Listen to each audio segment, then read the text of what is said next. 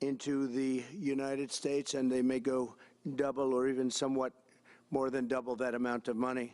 It's a great thing, and I believe he will say that he's doing it because of the fact that he was very inspired by the election. They wouldn't do it without that election, I can tell you. A lot of people wouldn't. You saw last week where we have somebody who's going to go from $100 to $200 billion, and we have many other people, and we'll be bringing some of them out. Some of them like to do it somewhat more quietly, and some don't, and they feel so strongly about the country that they want to let people know about it. But it's an honor to have such a great investor investing in our country. The investment will support massive new data centers across the Midwest, the Sun Belt area, and also to keep America on the cutting edge of technology and artificial intelligence. He's very big into the data centers, and that's going to be a very hot item in the coming years, as you know, with AI. In particular, the first phase of the project will be in Texas, Arizona, Oklahoma, Louisiana, Ohio, Illinois, Michigan, and Indiana, those places. And Hussein, I'd love you to come up and say a few words. Thank you very much. Thank you. Thank you. Thank you, Mr. President. It's been amazing news for me and my family when he was elected in November. We've been waiting 4 years to increase our investments in U.S. to a very large amount of money. We are a company operating in more than 20 countries around the world. We have delivered more than 45,000 luxury units and another 45,000 in the pipeline.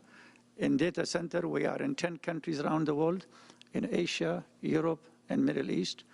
And we're very, very excited now with his leadership and his open strategy and policy to encourage businesses to come to U.S.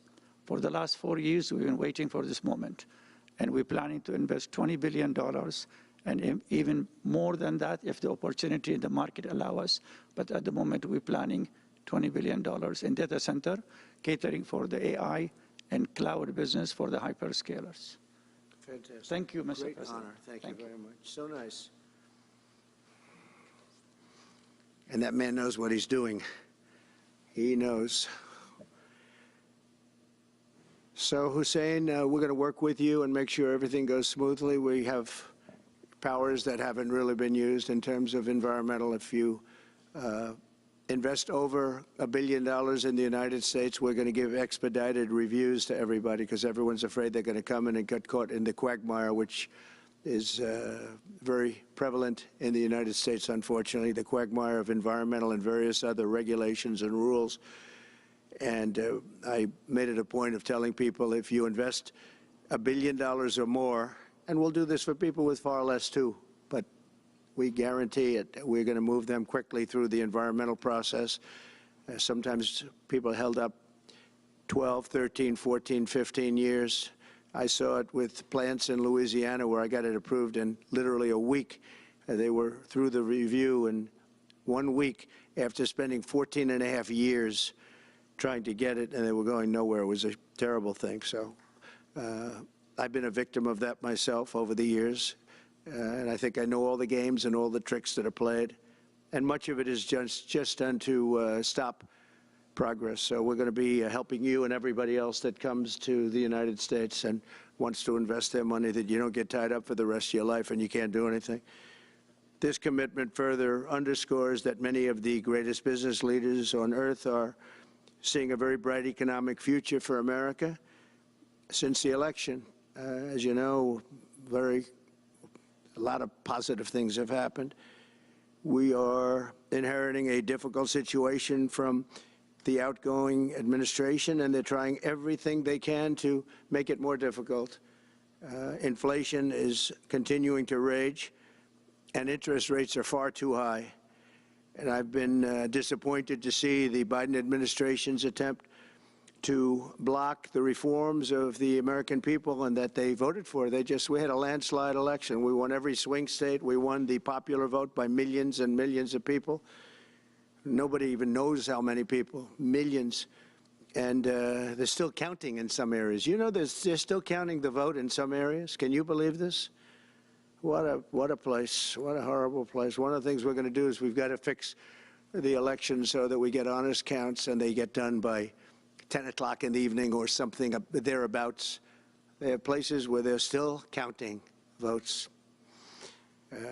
President Biden's actions yesterday on offshore drilling, banning offshore drilling, will not stand. I will reverse it immediately. It'll be done immediately.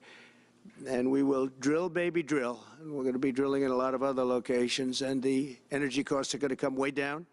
They'll be brought down to a very low level. And that's going to bring everything else down. That's what caused it to go up, along with the ridiculous spending on the Green New scam. All this money, trillions of dollars. It's like throwing it right out the window, what they're doing. And they're trying to spend so much now. They're just taking money and giving it to anybody that wants it for any project at all, if it's certified under the Green New scam. And they don't work, and it's too expensive. And, you know, they told me that we're going to do everything possible to make this transition to the new administration very smooth. It's not smooth because they're doing that. They're playing with the courts, as you know. They've been playing with the courts for 4 years, probably got me more votes because I got the highest number of votes ever gotten by a Republican, by far, actually, by a lot. And, you know, we had a great election, so I guess it didn't work. But even to this day, they're playing with the courts. They have their friendly judges that like to try and make everybody happy on the Democrat side. It's called lawfare. It's called weaponization of justice, and it's happened at a level nobody's ever seen before. So many.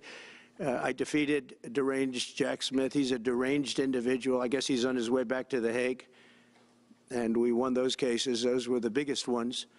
And the press made such a big deal out of them, but we did nothing wrong. We did nothing wrong on anything. And the people saw that. You know, when they vote, when a Republican, it's not easy for a Republican. When the Republican wins the popular vote by millions and wins all 7 of the swing states, people said, well, he could win 4. We won all 7, and we won them by a lot. That tells you we won. That tells, and they've been watching this injustice. I call it the Injustice Department. What they've done is so bad. The whole world has watched that. And it took work, but it got me a lot of votes because when explained, I mean, we have a judge in New York who's a very crooked judge. I'm under a gag order. I can't even talk about aspects of the case that are the most vital aspects. I'm under a gag. Do you know that I'm the president-elect of the United States of America? I'm a former very successful president. We had the greatest economy in the history of our country. We had borders that were sealed and beautiful. Everything was good. We had no wars. We defeated ISIS. We had no wars. Now I'm going into a world that's burning with Russia and Ukraine, with Israel. You took a look at that attack on October 7th, the attack on Israel, with the horrible way they got out. Not the fact that they got out. I would have been out before them. But we would have been out of Afghanistan with dignity and strength as opposed to looking like a bunch of fools with 13 dead and many, many badly, horrifically injured. Nobody ever talks about them. No arms, no legs. Nobody ever talks about them. The way they got out was outrageous, leaving billions of dollars of brand new military equipment that I bought in the hands of the Afghans and specifically the Taliban.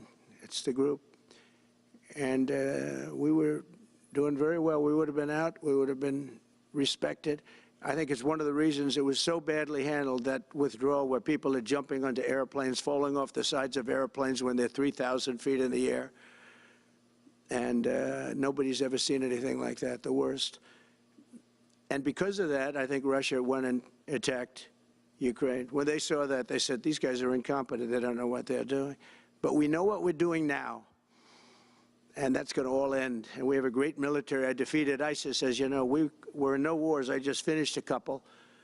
And we got also our soldiers guarding Syria and Turkey. We were in the middle. We had 5,000 soldiers. They would have been gobbled up with 2 armies. We had one army, 300,000. We had another one, 500,000 or 600,000, getting ready. We had 5,000 people in the middle. I said to a general, how do 5,000 people do in that case? And the general just looked at me and said, not well, sir, not well. and I took them out. And you know what happened? Nothing. I got criticized. I saved 5,000 lives, actually. And we did a great job, and we're going to do an even better job because now we have a tremendous amount of experience. We have people that I can rely on. But the 625 million acres, people can't realize, it's like the whole ocean.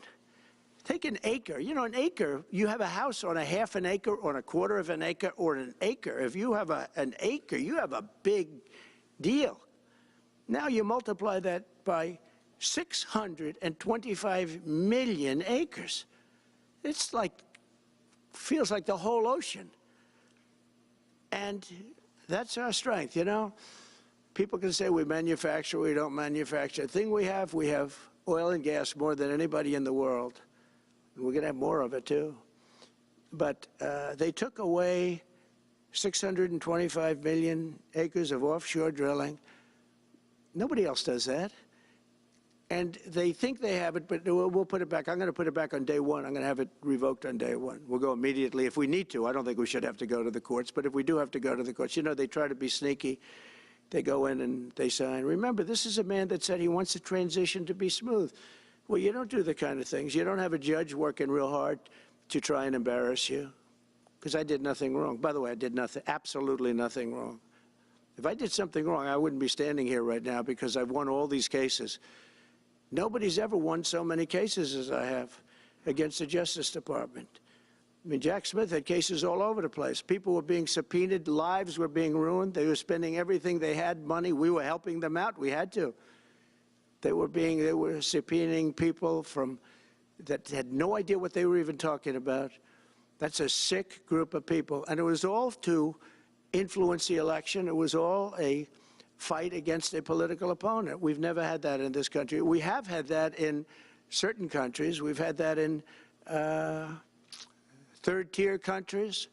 We've had that in banana republics, but we've never had that in a place like the United States. I don't even know if it's been on a small level. I'm sure it has been on a small level, but this was the largest level ever. They brought this moron out of The Hague. He's a mean guy. He's a mean, nasty guy. His picture was perfect, because you look at his picture, you say, that's a bad guy with his robe, his purple robe. And he executes people. He shouldn't be allowed to execute people because he'll execute everybody. He's a nut job. But we won all of those cases with him. And, I mean, I don't know the judge in Florida, but we had a brilliant judge in Florida that saw right through it. And we won the case. She was a brilliant judge with great courage. You know, the left, as we call them, the radical left, they have a way, they play the ref, and they play it very hard. They play the ref. They go and say horrible things about judges and prosecutors. And some judges and prosecutors say, look, the only way I'm going to get these people off my back is to give victory to them. They're playing the ref. I think it's illegal what they do. It's almost like talking. It's worse than talking to a judge. But the judge in Florida, Judge Cannon, was brilliant and tough, and she didn't stand for it. And I don't know her. And never met her until the case, and I don't believe I said even one word to her. But she was very, very strong and very, very brilliant, and her opinion was so brilliant that they dropped their appeal. They couldn't beat the appeal. So that's what we're up against. So they say we're going to have a smooth transition. All they do is talk. It's all talk. Everything they do is talk. We're going to have a smooth transition, and then they take 625 million acres and they essentially landmark it so you can't ever drill there again. Well, we're going to be drilling soon. We're going to be opening up Anwar. We're going to be doing all sorts of things that nobody ever thought was even possible. But remember, and just to get off the subject, because I couldn't believe it when I heard it yesterday, I couldn't believe the size of it. I mean, you put down a map and put this up, it's just massive. And remember that that's worth probably, I mean, I've had estimates, $40 to $50 trillion. That's more than our national debt. Essentially, he's thrown it away. He's thrown it away. He's taken $50 trillion. So if we owe $35 trillion, he's taken $50 trillion of value and thrown it right out the window. We can't do that. Nobody can do that. One other thing he did yesterday, which was in many ways worse. It's hard to believe it can be worse. He wants all gas heaters out of your homes and apartments. He wants them to be replaced by essentially electric heaters. I don't know what it is with electric. This guy loves electric. We're going to be ending the electric car mandate quickly, by the way. This guy loves electric. And we don't have enough electricity. And then we have AI where we need more. And he wants everybody to have an electric heater instead of a gas heater. Gas heater is much less expensive. The heat is much better. It's a much better heat. As the expression goes, you don't itch. Does anybody have a heater where you go and you're scratching? And that's what they want you to have. They don't want you to have gas where you don't have the problems of the electric. And the source is plentiful. They're much cheaper to operate. They're much better. They work much better. They look much better. 60% of homes and apartments have gas heaters. He wants them all removed quickly. These people are crazy. There's something wrong with them. There's something wrong with them. They also want to go back, and they have already started that, to when you buy a faucet, no water comes out because they want to preserve. Even in areas that have so much water, you don't know what to do. It's called rain. Comes down from heaven. And they want to do, no water comes out of the shower. It goes drip, drip, drip. So what happens, you're in the shower 10 times as long, you know. No water comes out of the faucet. You want to wash your hands. They want to go back to even stronger than what they have right now. As you know, I ended that policy. You can have all the water you want. Makes no difference. It comes weird, especially in certain areas. We have so much water, we don't know what to do with it. But these are all things. They want very, very little water to go into your dishwasher, almost none. And you know what people do? They just keep pressing, pressing, pressing, keep it going. They end up using more water. Likewise, washing machines. They want in your washing machine to have very little water coming out of the washing machine. So when you wash your clothing, you have to wash it 4 times instead of once. You end up using more water. We're a party of common sense, and things that I'm telling you now is really all about common sense. On January 20th, we'll turn the economy around very quickly, because right now when I think of our economy, I think about inflation. That's what we have. We have inflation, I believe, at a level that we never had before. There's never been anything like it. And over the next 4 years, the United States is going to take off like a rocket ship. But really, it's already doing it.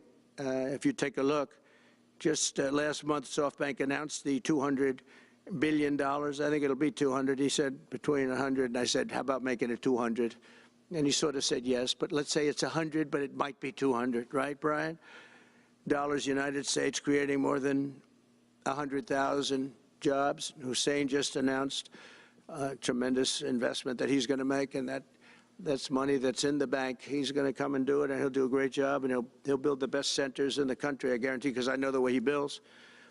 Since my election, the stock market has set records. The S&P 500 index has broken above 6,000 points for the first time ever, never even close. In a single month, small business optimism soared 41 points. It's not a 41. It went up 41 points, and that's the largest in the 39-year history of the group that does it.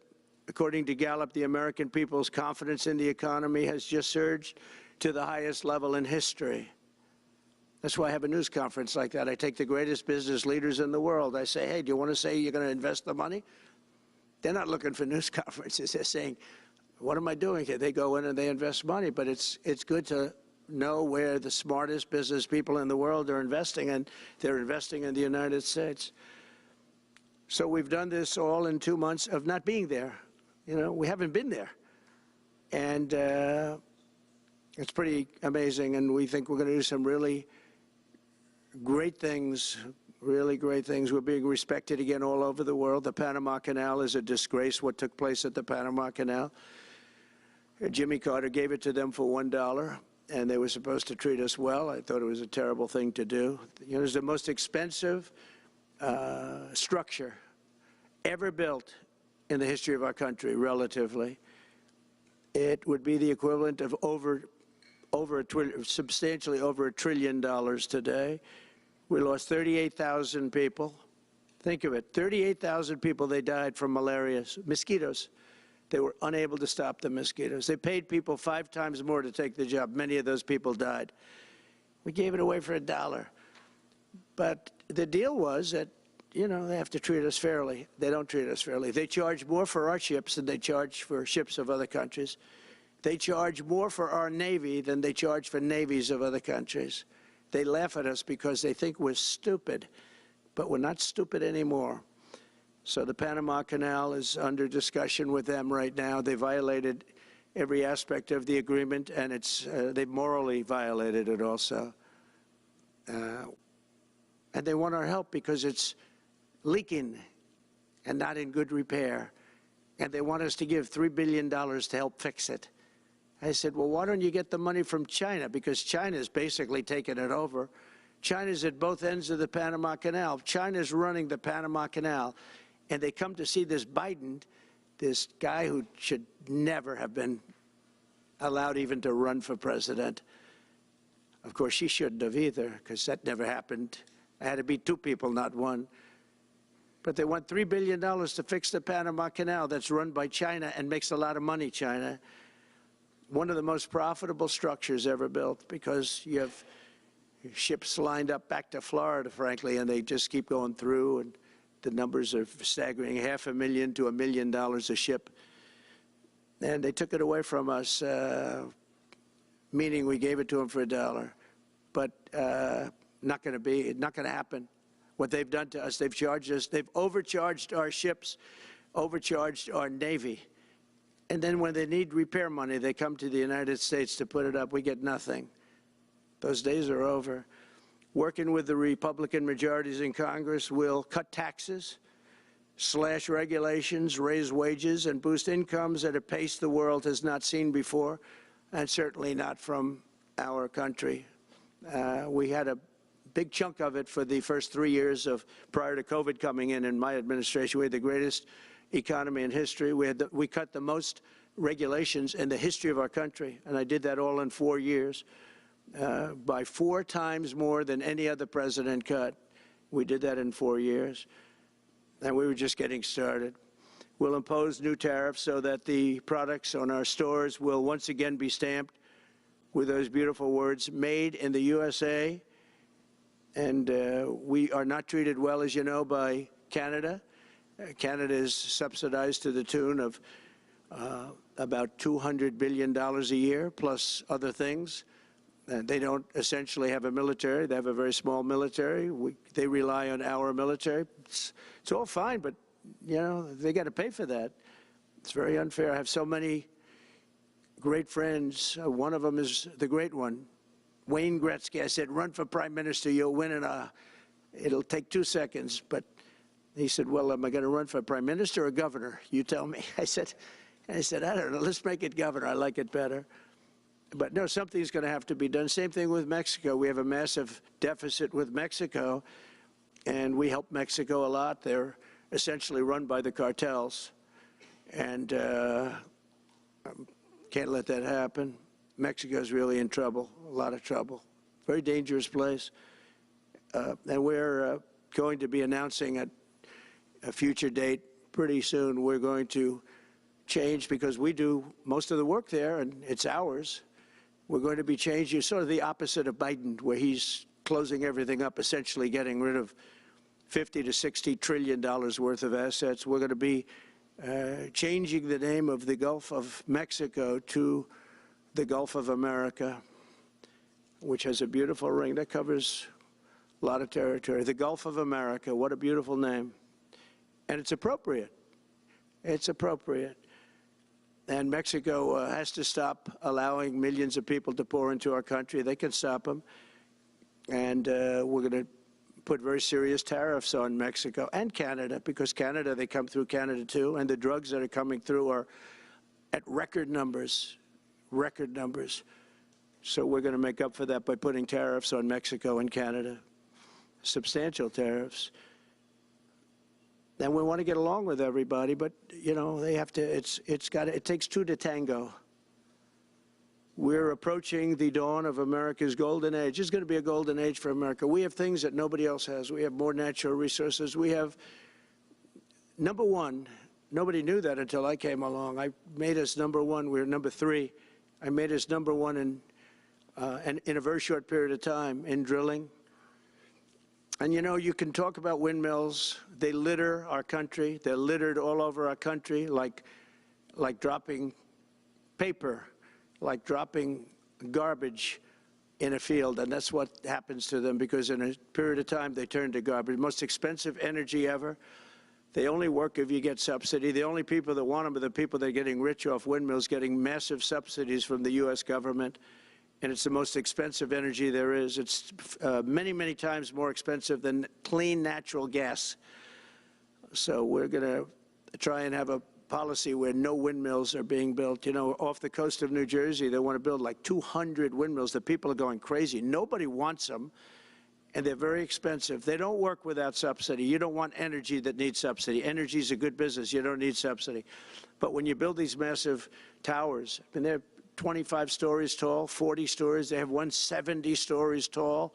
The blades, they take 3 ships to ship them. It's crazy.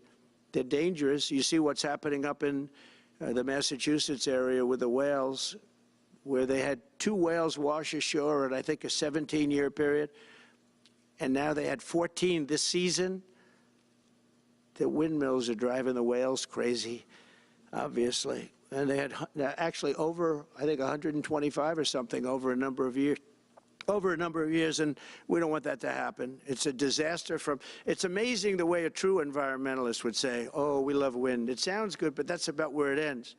You know, after 10 years, you have to redo them. And what happens is they don't do that. They let them stand and they rust, and they say, because of the environment, I'm not a believer in this, but they say you can't, because it's a certain fiberglass, that the blades cannot be buried in earth, that's an environment. So what do you do with them? What do you do with them? And I don't know if you've ever gone to Palm Springs, California, or any of these places where you have long-term windmills standing. They're a disaster. They're rusting, rotting, closed, falling down. This is as you enter Palm Springs.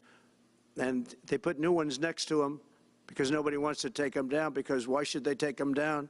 It's very expensive to take them down, and you can't do anything with them because the blades, you can't bury them because of the environmental protection. We'll look at that. Doesn't make sense, but that's what they say. So we are at the beginning of a great, beautiful golden age of business, and I think we're also at a golden age of common sense, because everything I'm saying to you, from a simple water faucet that doesn't allow water to come out appropriately, to all of the other elements of what we do and what we're going to do, to take $50 to $60 trillion off our country's balance sheet because some man that has no idea what he's doing, has no idea. You know it, I know it, the Democrats know it. What they did is a crime by allowing that to happen. And I'll bet you, if you asked him today, how much acreage did you submit? Essentially, did you destroy? You destroyed the economic viability of drilling in the ocean. And with AI coming along and all, you know, a lot of people don't realize that AI is going to be a big thing, but you'll need double the electricity at least that we have right now. So right now we produce electricity for many, many different things. AI is a very big deal in terms of the future. China is already building electric facilities, big, bold electric facilities. And you know how they're being fired up? With coal. They're being fired up with coal. And we're going to build bigger and better ones. People like Hussein that are doing the same thing as he is. I'll bet they don't do it as well, because I know how he does it, but they're doing a lot of things. The problem is they can't get their permits, because I say build the plant with the building. So with the structure, build the plant, because if you go into grid, the grids are old. So they said, that's a great idea. In other words, build your electric facility alongside of your plant. And you could have extra output if you want, because once you build it, you can make it larger pretty inexpensively. You could have extra output, which you'll sell to the public, but build it with the plant, and people are loving that idea. So we're going to have a lot of fun making America great again, and it's going to happen, I think, very, very quickly. It's already happened. So I would say this, and this has been pretty openly reported by the news. There's never been anything like what's happened in the list since we won the election. couple of months since we won the election, the whole perception of the whole world is different. People from other countries have called me. They said, thank you, thank you. The perception of the whole world is different. We're going to have to settle some big problems that are going on right now. We're going to have to settle up with Russia, Ukraine. That's a disaster. I look at numbers every week, the number of people being killed in that war. People don't know, mostly soldiers now. But the towns have been obliterated. This was a Biden fiasco that that should have never happened. If we had a real president, if we had a president that knew what he was doing, Russia would have never, ever gone in. But they did go in, and we have a mess. The cities are all blown up. The people have largely left. And the soldiers are killing each other at levels that haven't been seen since the Second World War. So we'll have to get that one straightened out, too. That's a tough one. Much tougher than it would have been before it started, I can tell you that.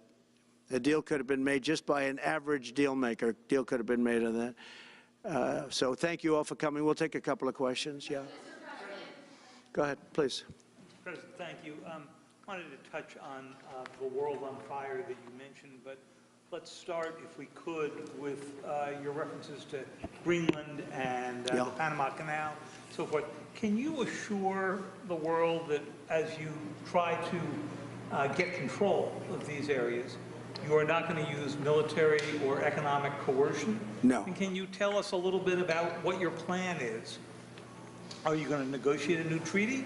Are you going to ask the Canadians to hold a vote?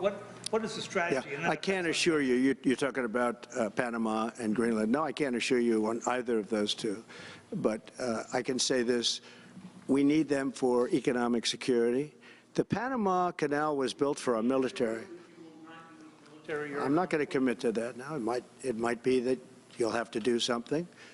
Look, the Panama Canal is vital to our country. It's being operated by China. China. And we gave the Panama Canal to Panama. We didn't give it to China. And they've abused it. They've abused that gift. It should have never been made, by the way. Giving the Panama Canal is why Jimmy Carter lost the election, in my opinion, more so maybe than the hostages. The hostages were a big deal. But if you remember, and nobody wants to talk about the Panama Canal now because, you know, it's inappropriate, I guess, but because it's a bad part of the Carter legacy. But he was a good man. Look, he was a good man. I knew him a little bit, and he was a very fine person, but that was a big mistake. Giving the Panama Canal to Panama was a very big mistake. We lost 38,000 people. It cost us the equivalent of $1 trillion, maybe more than that. Probably the most expensive, they say it was the most expensive structure, if we call it a structure, which I guess you can, ever built. And giving that away was a horrible thing. And I believe that's why Jimmy Carter lost the election, even more so than the hostages. Those two things. If I could just follow up on Ukraine and Iran, the two negotiations you'll be heading into. On Ukraine, you said just before it's a lot more complicated now. Much more complicated. Do you believe... Because it would have never started. Right, but it has started.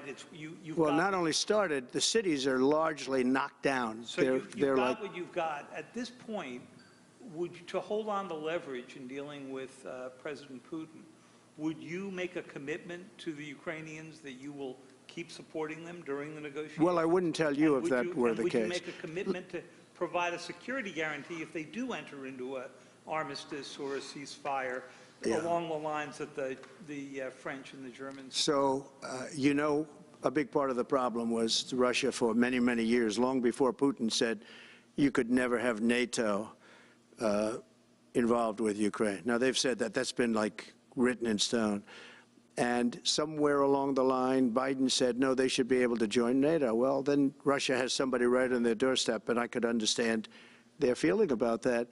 But there were a lot of mistakes made in that negotiation. And when I heard the way that Biden was negotiating, I said, you're going to end up in a war. And it turned out to be a very bad war. And it could escalate. That war could escalate to be much worse than it is right now. They can never join NATO. Well, my view is that it was always understood. In fact, I believe that they had a deal, and then Biden broke it. They had a deal which would have been a satisfactory deal to Ukraine and everybody else, but that Biden said, no, you have to be able to join NATO. And that's always been, and nobody knows more about NATO than I. You know, years ago when I first started this, I didn't know too much about NATO, but I got it right anyway.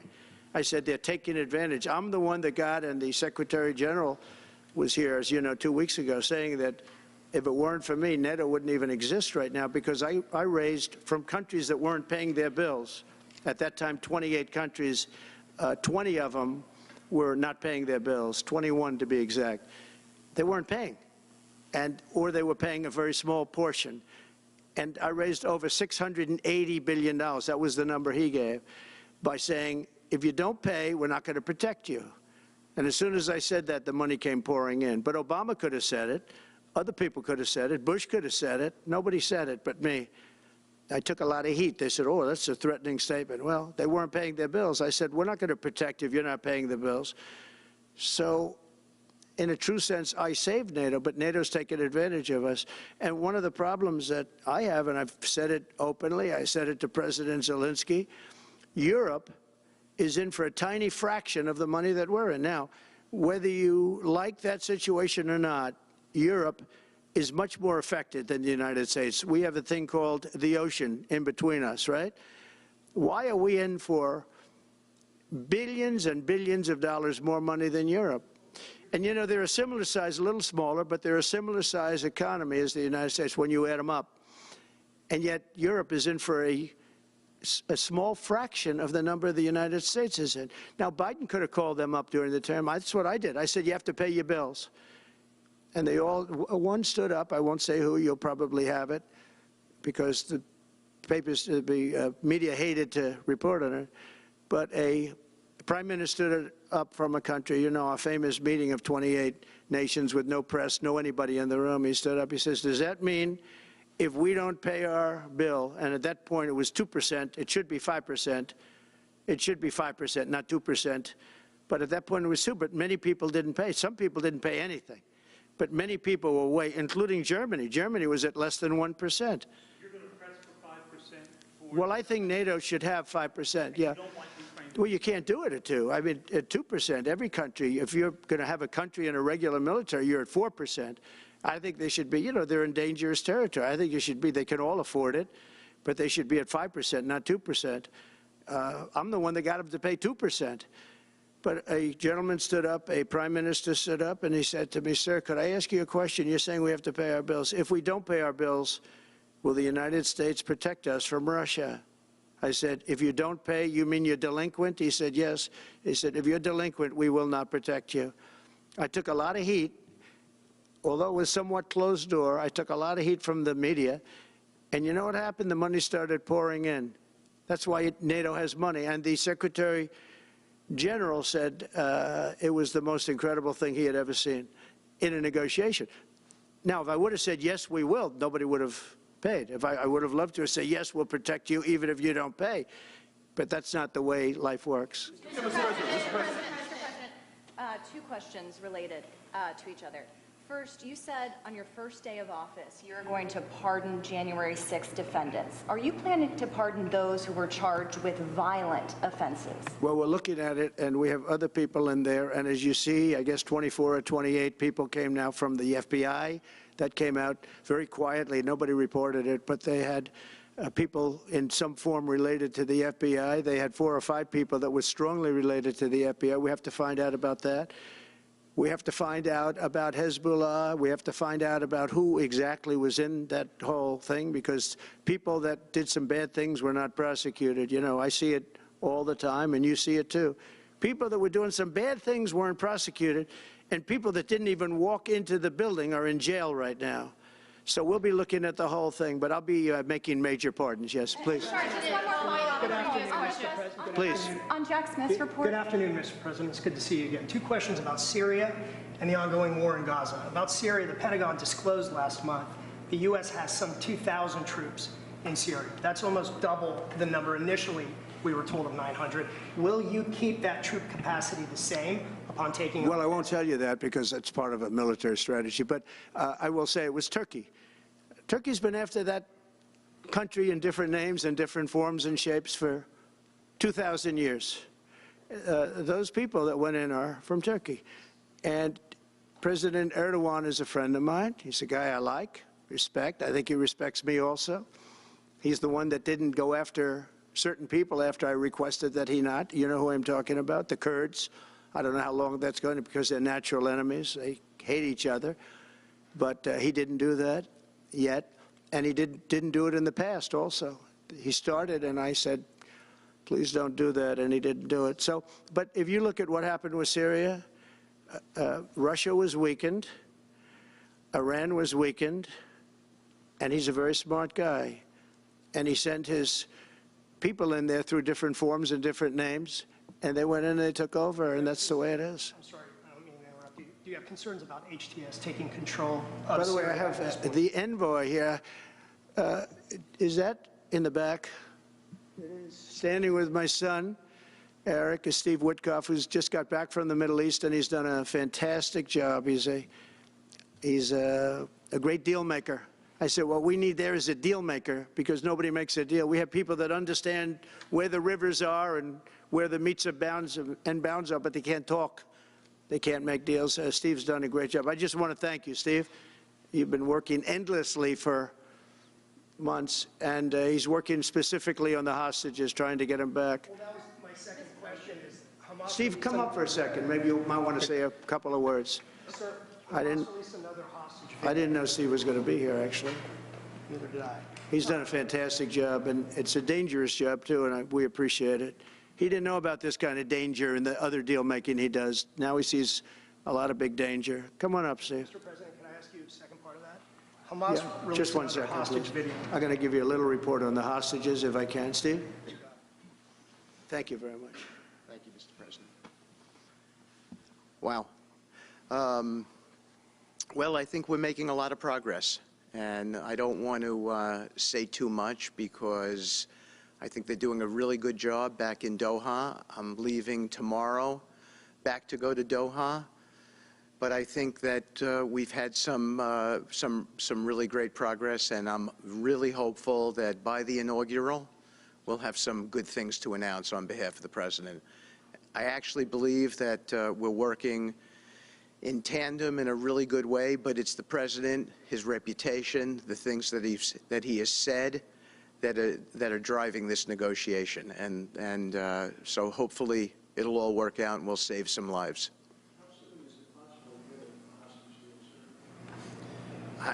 I believe we've been on the verge of it. I don't want to discuss sort of what's delayed it. There's no point to be negative in any way. But I think it's the President, his stature, what he said he expects, the red lines he's put out there, that's driving this negotiation. I'm going back probably either this evening or tomorrow night. Are you confident there'll be a deal before January 20th, or is that something that's likely to happen, if there's a deal even at all? And we've been hearing this now for the better part of... I know. I would say... They better be. Right. I would say that the President is exasperated. I don't want to talk for him, but look, I don't know anyone who delegates better than President Trump. He gives us a lot of authority to speak on his behalf, and he exhorts us to speak emphatically. And emphatically means you better do this, because the alternative... Do you think they're waiting for President Trump to take office? No, I think they heard him loud and clear. Better get done by the inaugural. But when you say all hell will be Before paid, I take that all hell must be paid if they don't release the You know what that hostages. means, don't you? Well- Do I have to define it for you? Look, all No, I know hell you're not will gonna break out. telegraph If what- those hostages aren't back, I don't want to hurt your negotiation.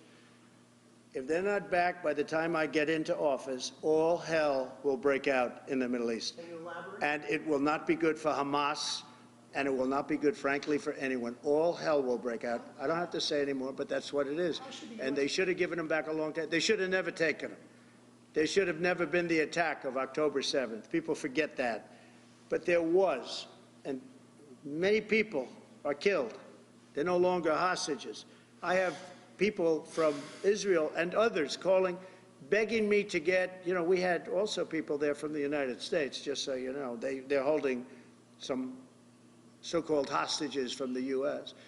But I've had mothers come to me and fathers crying, can I get the body of their son back? Can I get the body of their daughter back? That beautiful girl where they threw her in the car, pulled her by her ponytail and threw her in the car like she was a sack of potatoes. I said, what happened to her? Sir, she's dead. Like a 19, 20-year-old beautiful girl. And the way they treated her. And I just say it this very simply. Steve's got a job to do. He's a great guy, great negotiator, great person. They respect him over there already. It's what we needed over there. We have people that know everything about the Middle East, but they can't speak properly. They don't know. He's a great negotiator. That's what I needed. I could have sent that gentleman right over there, Hussein. He's a great negotiator. There are people, they're rare.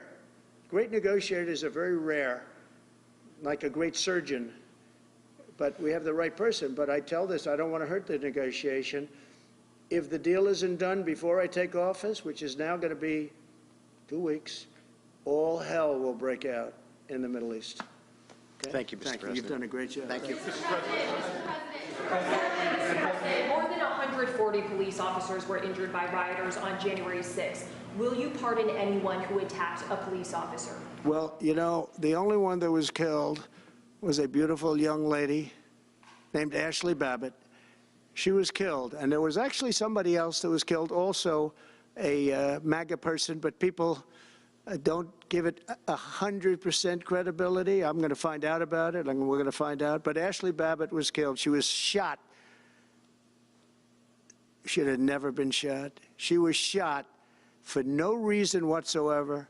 In fact, they say that she was trying to hold back the crowd, and the crowd was made up of a lot of different people, so we'll see. But I will tell you this, the person that was killed was Ashley Babbitt. The other thing is, when they talk, you know, there was never charges of insurrection or anything like that.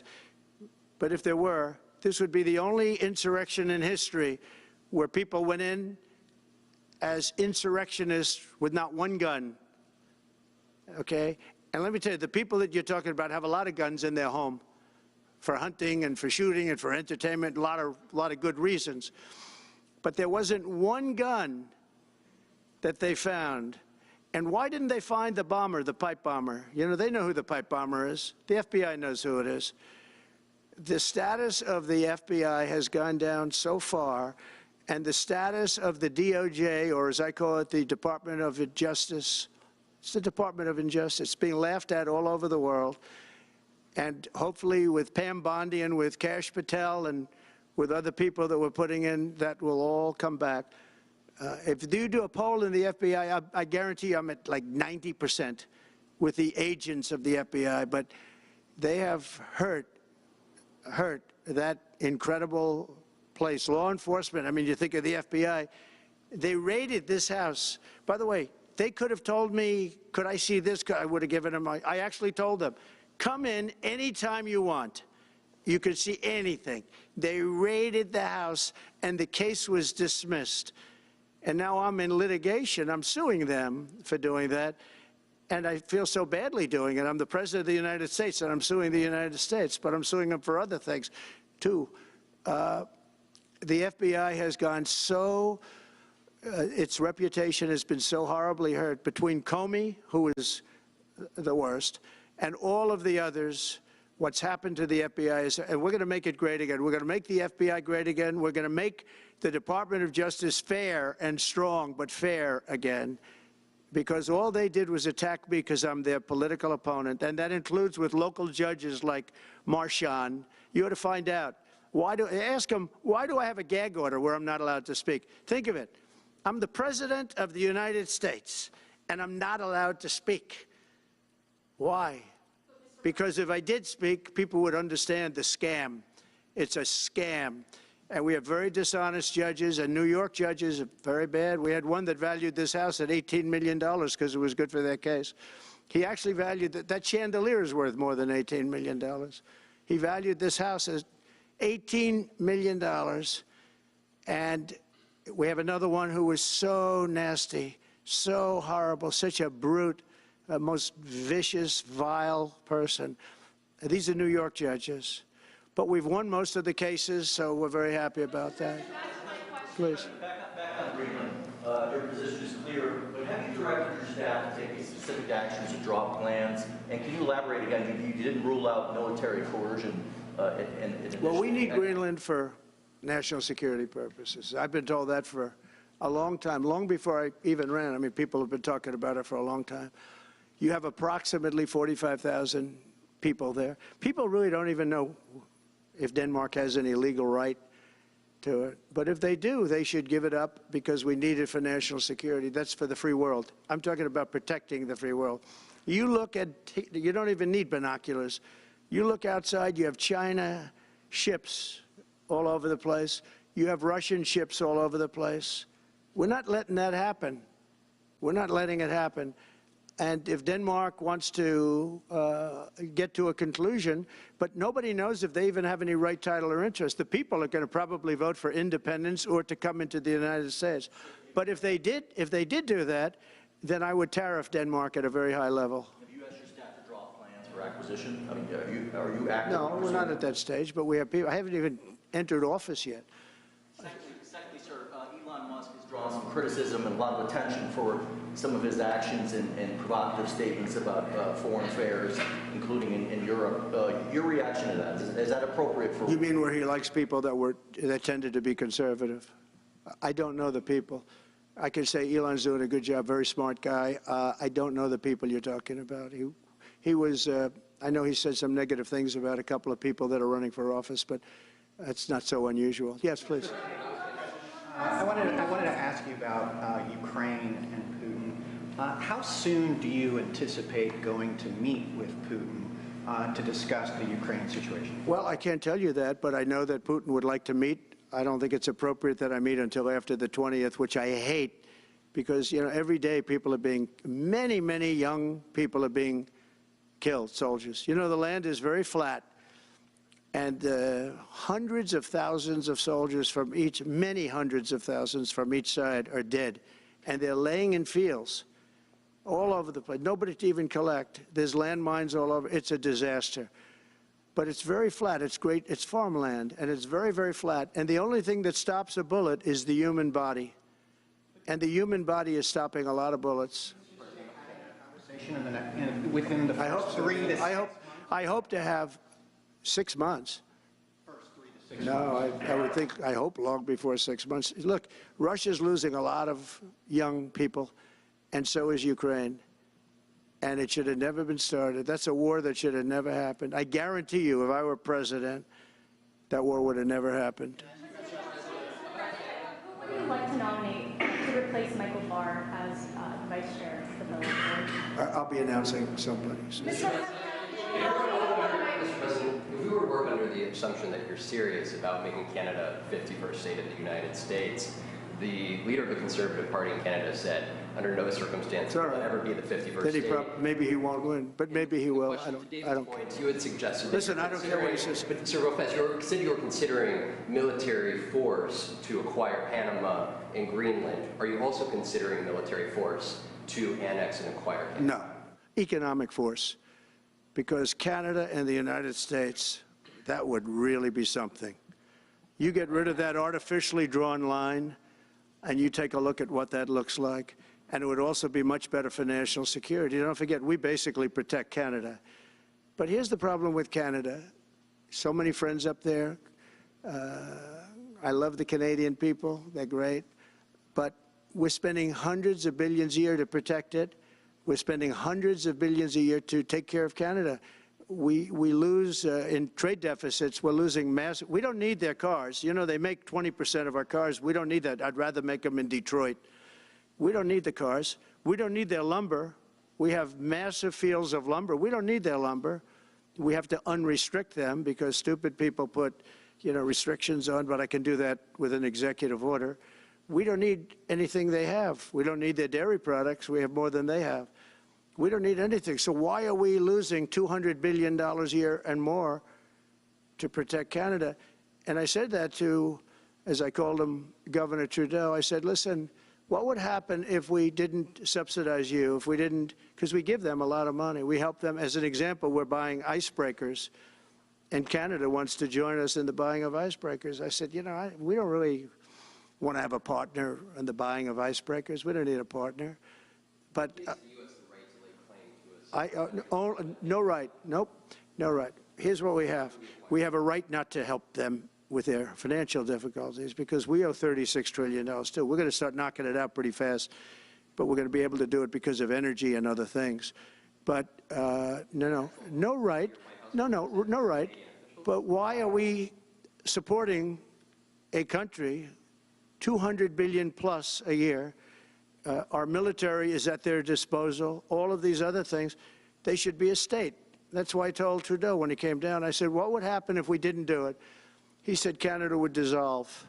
Canada wouldn't be able to function if we didn't take their 20% of our car market. You know, again, they send us hundreds of thousands of cars. They make a lot of money with that.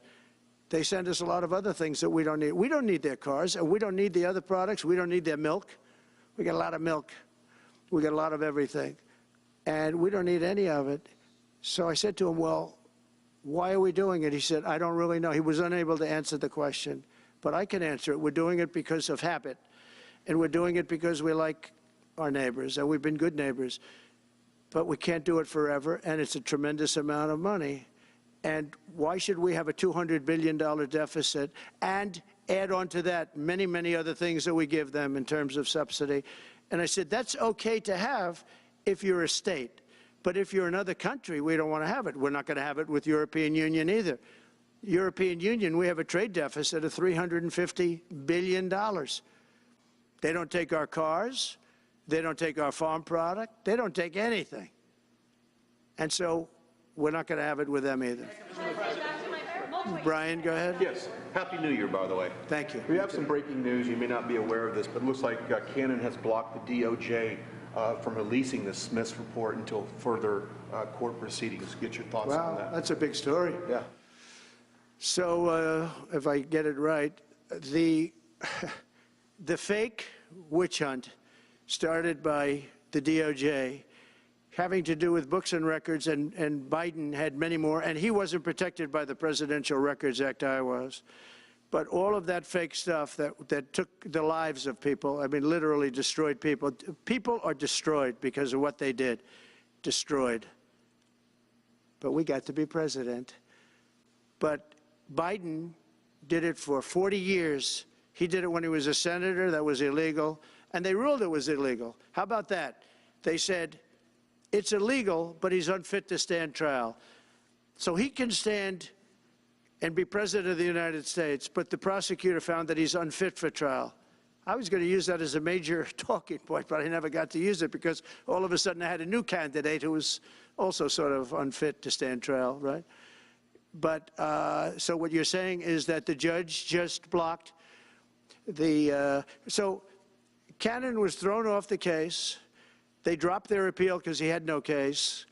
They dropped all of that, the lawsuits against us. They lost the lawsuit. So this is deranged Jack Smith. So he dropped the lawsuits. He was told to by the DOJ because they had no lawsuit. They lost in court in front of a very strong and a very brilliant judge. They lost in court, and that pertained to other cases in other courts.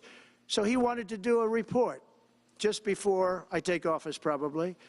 So he'll do like a 500-page report, and it'll be a fake report just like the investigation was a fake investigation. And I said, well, wait a minute. This guy was thrown off in disgrace. In disgrace. He's going back to The Hague or wherever they're going to send him. In disgrace. Because he failed so badly. Because it was a fake case against a political opponent. They thought they were going to use this to beat me. So what you're saying is, I'm just hearing that they're not allowed to issue the report. So if they're not allowed to issue the report, that's the way it should be. Because he was thrown off the case in disgrace. Why should he be allowed to write a fake report? It'll only be a fake report. That's great news. Yeah. Good. And if I can just follow up real quickly, you want to comment, many Americans are angry that we're sending millions of dollars every month to the Taliban. Do you anticipate? It's not even believable. Billions of dollars, not millions, billions. We pay billions of dollars to essentially the Taliban, Afghanistan, and that's given by Biden. That's the same man that took away $50 to $60 trillion worth of value from the United States. Think of it, probably our most valuable asset. Took away our most valuable asset. This can't be allowed to happen. We are now a nation of common sense. When he does that, 625 million acres, this can't be allowed to happen. Thank you for the information. Yes, sir. Most other people probably knew about it, but they wouldn't have told me, right? Mr. President, on the campaign trail, you vowed to bring down the prices at grocery stores very fast. Yeah, we won't do it But then fast. you recently told Time Magazine that bringing down prices would be very hard. So what can the American people expect when you get into office? It's always hard to bring down prices when somebody else has screwed something up like they did, but we'll bring them down, we'll get them down. Energy is going to bring down prices. We're going to have a lot of energy, and energy is what brought it up. Energy and their bad spending is what brought it up, and energy is going to bring it down. We're going to have prices down. I think you're going to see some pretty drastic price reductions. As an example, food, bacon, ham, apples, everything has gone through the roof. It's one of the reasons I won.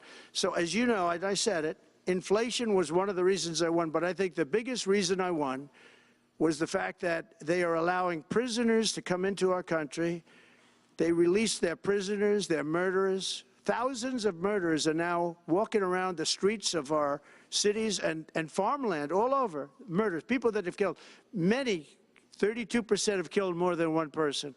They released them from their jails, their prisons, and their mental institutions and insane asylums into our country. I believe that's the reason we got such a large vote. All right, maybe one or two more questions. Yeah, please, go ahead. Go ahead, you go. Sir, can you, President Carter is laying in state today in Washington. You had some harsh words for him about the Panama Canal. Is there any disconnect there? Do you feel a little bit bad about doing that on this day? No, look, I liked him as a man. I disagreed with his policy. So, hey, he thought giving away the Panama Canal was a good thing. I think it cost him the election. That and the hostages. I actually think that was a bigger factor because that's a deal that just should not have been made. But again, this was a question that was asked of me. I didn't bring it up. I didn't want to bring up the Panama Canal because of Jimmy Carter's death. But people don't bring it up. But, you know, you and other people have asked me about it. No, it's a deal that I was very strongly against. I was a young guy when this took place. But just why would we spend all of that money, lose 38,000 people to malaria, the mosquito? They were dying. It was horrible what was happening. They paid them 4 times more than they would make in the United States, but they knew they were going to go over there and die. And they died in the jungles of malaria. There was nothing we could do to stop it. 38,000, and then we gave it away for $1. Agenda through Congress. You appeared to open the door in your radio interview yesterday for a 2-bill approach. Is it still your preference for one big, beautiful bill, as you have said? Well, I like one big, beautiful bill, and I always have, I always will. But if 2 is more certain, it does go a little bit quicker because you can do the immigration stuff early. Now, you have to understand, for immigration and for the wall, we won the case on the wall. You know, they tried to sell the wall for 5 cents on the dollar, by the way. And we had, fortunately, a judge that stopped that, but they were already discarding the wall. And 5 cents on the dollar, and you know what they were doing? They were calling us up and saying, we'll sell it back to you at 200 cents. In other words, double what we paid for it. So they were going to buy it from this guy for 5 cents on the dollar. They were making deals. And fortunately, we had a very smart judge that stopped it cold. I think he called for an investigation, too, and he should. But think of it. They were selling the wall that was exactly the wall that the Border Patrol wanted. That was designed by them. Steel, concrete, rebar, exactly as they want. Very, very heavy steel, very powerful steel, hard to cut. Very, very heavy, 7,000-pound concrete, which is a very strong concrete. Everything was top of the line. Very expensive. Would be double what we paid for it then, 6 years ago. But let me just tell you, they were selling it for 5 cents on the dollar to people, and those people were calling us, asking us to pay them 200 cents because it's a good deal because we can have it immediately. And you know what immediately is? Just leave it in place. No, the papers haven't written that, though.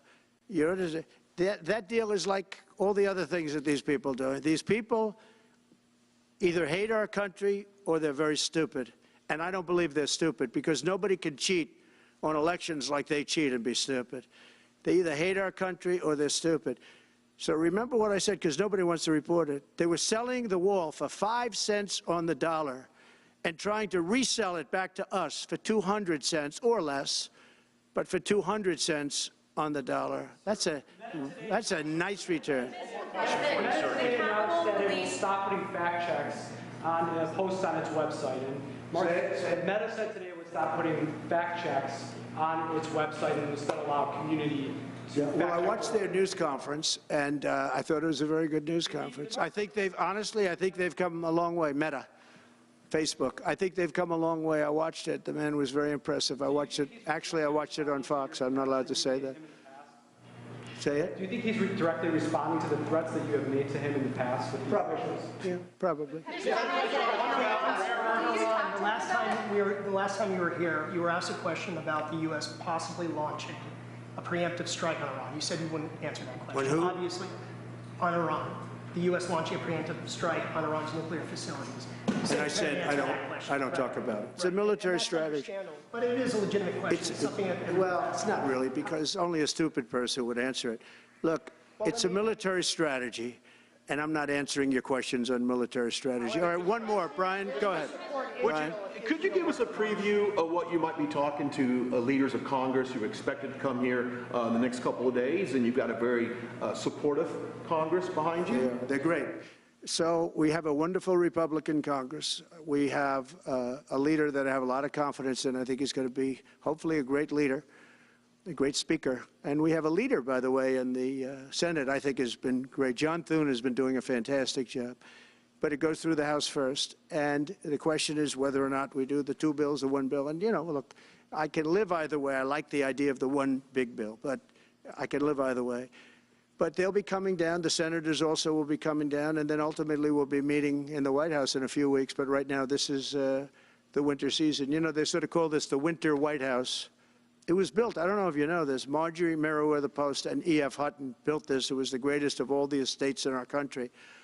And I saved it, and I got a lot of credit for saving it. Most of these big, great houses have been knocked down in Palm Beach, just about all of them, actually. And they, you know, you'd build 10 mansions on one site, but we saved it. But this was built as the Southern White House, and she gave it to the government. And, by the way, Jimmy Carter gave it back. He said it's too expensive for the United States. So I didn't realize that. Real quick, I was just told. Actually, Jimmy Carter, Nixon was through Watergate. He came down. Nixon came here once. And he thought it was incredible, but he had a thing called Watergate, if anybody remembers that. And so he had other things on his mind, to put it mildly. And Jimmy Carter felt that it was too extravagant for the country. So fortunately for me, he gave it back to the foundation, and I bought it from the foundation. On reconciliation, some Republicans saying in trade for a massive bill that you and they share the interest in, they want to see big spending cuts. Do you agree with that? And Well, I'm okay with spending cuts. I like spending cuts. Just, I'm on the record for spending cuts. And the debt ceiling was given to us. It shouldn't have been, but it was put in our lap. And what I want in terms of debt ceiling isn't the ceiling. I just don't want to see a default. That's all I want. I never talked about spending more money necessarily than all I want to see is no default. Because nobody knows what would happen if there was a default. It could be 1929 and it could be nothing. But that was put into our lap, and it shouldn't have been, but it was, and so we'll handle it. But debt ceiling is not about raising a lot of money. It's really just about extending it. I just want to see an extension. On immigration, how much can you do by executive order? Are you planning to do on executive order when it comes to immigration?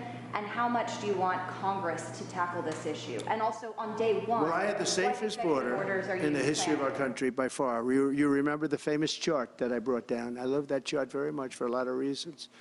But I have the safest border by far in the history of our country. And when I took it over, it was a mess. Nothing like it is now. This is 10 times worse. I got elected because of the border the first time, and I think I got elected largely because of the border the third time. And the second time I did equally well. Well, not as well as the last time, but I did very well. And I will say, this was too big to rig. You know the expression? Too big to rig. They couldn't do it. They tried, but they couldn't do it. I didn't get very much from Congress at all. I just said that we're being invaded, and it took the money out of the military. Much of the wall, I built over 500 miles of wall. Much of that wall was built through money that I put into the military we took it out because we couldn't get things from Congress in those days, and we took it out. And that wall was built largely with money coming from the military. So, very simple. I went to the military, I said, our country is being invaded by very similar, nothing like what's invading our country now. They weren't releasing prisons into our country, and they weren't releasing mental institutions in, but some bad dudes were coming in, right? And I said, our country is being invaded. And I took that money largely from the military. I was sued 9 times by the Democrats in Congress, and I won all those suits. And we ended up building 571 miles of wall. Once that wall was built, they start going around it. So we're going to add another 200. That would have been up in 3 weeks. And then we had a very unfortunate election result. And they said, we don't want to put it up. We'll sell it. And they started selling it for 5 cents on the dollar. What a second. So we'll do this again. I just want to thank everybody very much. I'm just telling you, this will be the golden age of America. This is the golden age of America. We're going to have a great country again. We're a country right now under siege. We have so many different problems, and nobody respects us overseas, but now they do. The Italian Prime Minister, as you know, came here the other night, just flew in and flew out. She wanted to see me. And great respect is being shown when I went to the cathedral in France. Great respect was shown by the Prime Minister, the President, by everybody. France was, and by the way, I have to say they did a great job in the cathedral. But great respect is being shown to our country again. And we have a great country, but we have to run it properly. It's going to be run properly. We want to get back those hostages for Israel and for us. You know, we do have people that are hostages being held. And I'll just say it again. If this deal's not done with the people representing our nation, by the time I get to office, all hell is going to break out. Thank you very much. Thank you. Ukraine-Russia war before you take office. Can you clarify what you mean by military force in the Panama Canal?